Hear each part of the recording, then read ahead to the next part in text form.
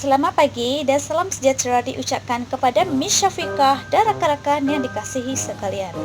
Pada pagi ini, kami sekumpulan akan membentangkan tugasan kedua kami yang bertajuk 5 aktiviti belajar sambil bermain untuk anak-anak prasekolah. Saya akan menerangkan sedikit pengenalan, yaitu prasekolah merupakan satu bentuk pendidikan awal kanak-kanak. Walaupun begitu, masih ramai ibu bapa yang masih beranggapan bahwa prasekolah ini adalah remeh dan tidak penting buat anak-anak mereka. Ada juga ibu bapa yang tidak mahu menghantar anak mereka untuk mendapatkan pendidikan prasekolah. Ketika seseorang itu sedang berada pada zaman kanak-kanak, mereka sebenarnya sedang melalui proses perkembangan dari aspek fizikal, mental, dan sosial. Sebelum itu, ibu bapa perlu tahu mengenai tentang prasekolah. Secara umumnya, prasekolah adalah program pendidikan awal kanak-kanak yang berusia 4 hingga 6 tahun. Ia juga mempunyai nama lain, yaitu tadika dan tabika. Tempo pengajaran dan pembelajaran kedua-dua adalah sama, yaitu 5 hari seminggu dan 3 tidak kurang daripada 3 jam sehari. Tadika atau Taman Pendidikan Kanak-kanak merupakan operasi yang berpandu kurikulum prasekolah kebangsaan. Manakala Tabika atau Taman Bimbingan Kanak-kanak pula merupakan operasi yang berpandukan konsep belajar melalui bermain dan telah diselaraskan dengan sifat semula jadi kanak-kanak, yaitu gemar bermain, berperasaan ingin tahu dan mencoba sesuatu yang baru. Kedua-dua program ini sangat penting mementingkan penguasaan kanak-kanak terhadap 4M. Apa itu 4M? Yaitu membaca, menulis, mengira, dan menakul. Selain itu, menyediakan dan mengembangkan kemahiran asas 4M, mengira, menakul, membaca, dan menulis sebagai persediaan ke prasekolah. Sekian, terima kasih. Saya Syarulona. Saya akan membentangkan bagi 5 jenis aktiviti belajar sambil bermain. Aktiviti yang pertama adalah nyanyian. Seperti yang kita tahu, kanak-kanak suka bernyanyi dan mengikut rentak irama tersebut. Kerana di sana juga kanak-kanak dapat memperkembangkan bahasa mereka. Aktiviti yang kedua adalah lakonan. Kanak-kanak dapat memainkan pelbagai watak mengikut jalan cerita.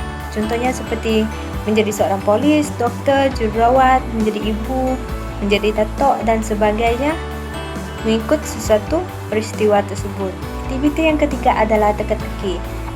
Teka-teki adalah kanak-kanak dapat meneka gambar ataupun bunyi yang ditunjukkan ataupun dimainkan oleh guru. Contohnya seperti haiwan, tumbuhan, kereta dan sebagainya. Aktiviti keempat adalah mencantumkan kad.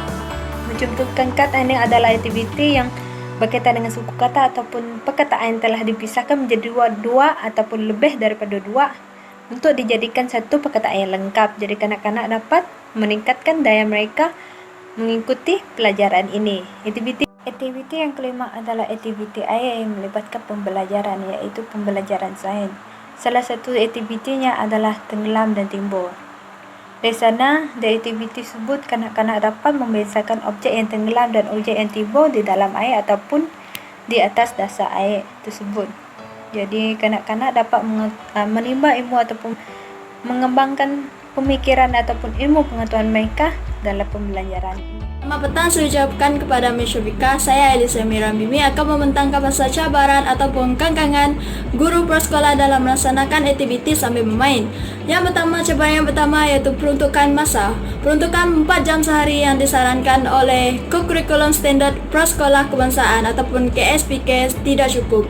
Seperti yang kita tahu, mengajar kanak-kanak itu memerlukan masa yang sangat panjang untuk memastikan mereka faham apa yang kita ajar ataupun apa yang guru ingin sampaikan kepada mereka. Yang kedua itu pengurusan bahan.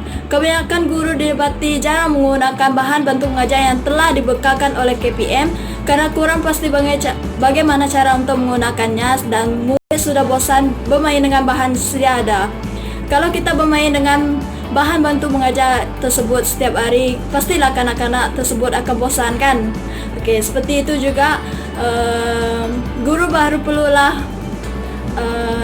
mengetahui cara untuk menggunakan bahan bantu mengajar tersebut.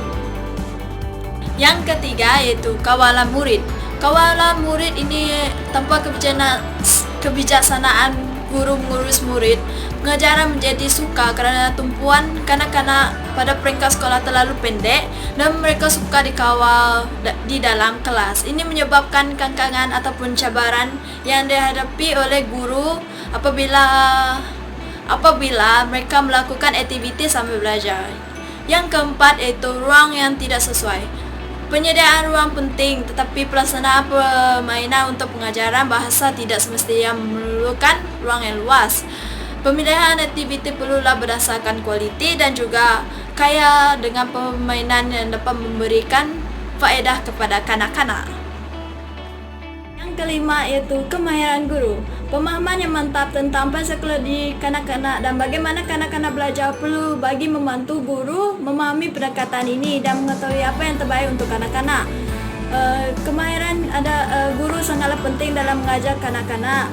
Ini merupakan pemahaman yang perlu bagi seorang guru yang ingin mengajar kanak-kanak. Cabaran yang keenam ataupun cabaran yang terakhir yaitu sokongan pentadbiran dan ibu bapa. Tekanan pihak pentadbiran dan ibu bapa yang menyebabkan yang menginginkan anak mereka ataupun menghendakkan anak mereka ataupun murid pandai membaca menyebabkan guru memilih pengajaran secara langsung. Saya Benisa Anak Alban dan saya akan menjelaskan tentang kesan aktiviti bermain sambil belajar terhadap perkembangan kanak-kanak. Terdapat dua kesan iaitu kesan positif dan juga kesan negatif. Antara kesan positifnya, pertama sekali adalah dapat meningkatkan perkembangan kognitif dan juga pengetahuan kanak-kanak. Di sini, kanak-kanak dapat meningkatkan daya kreativiti mereka dan juga imajinasi. Mereka juga dapat mencuba sesuatu yang baru. Mereka juga dapat meningkatkan penguasaan bahasa dengan melakonkan semula apa yang dibaca atau cerita yang didengar. Kedua, mereka dapat membina kemahiran sosial dan juga emosi. Di sini, mereka dapat belajar berinteraksi secara positif. Mereka juga dapat belajar menghormati hak orang lain. Mereka juga dapat menghargai alam sekitar dan juga menghormati nilai budaya. Pada itu, mereka juga dapat mengurangkan tekanan serta memenuhi keperluan naluri mereka iaitu rasa ingin tahu mereka. Dan keempat adalah dapat membina perkembangan fizikal mereka iaitu penggunaan motor kasar dan juga motor halus. Di sini mereka dapat belajar untuk berlari, melompat dan memanjat. Mereka juga dapat meningkatkan keupayaan dan ketangkasan penggunaan deria sebagai contoh deria bau dan juga sentuh. Dalam pada itu mereka juga dapat meningkatkan kemahiran manipulatif mereka seperti mencantum sesuatu, melukis sesuatu dan menampak sesuatu. Dalam pada itu mereka juga dapat meningkatkan kemahiran menimbang seperti berenang ataupun kawal pernafasan mereka. Dalam yang keempat adalah dapat meningkatkan perkembangan bahasa dan juga pemikiran mereka. Di sini struktur otak membentuk melalui penggunaan simbol dan juga alat.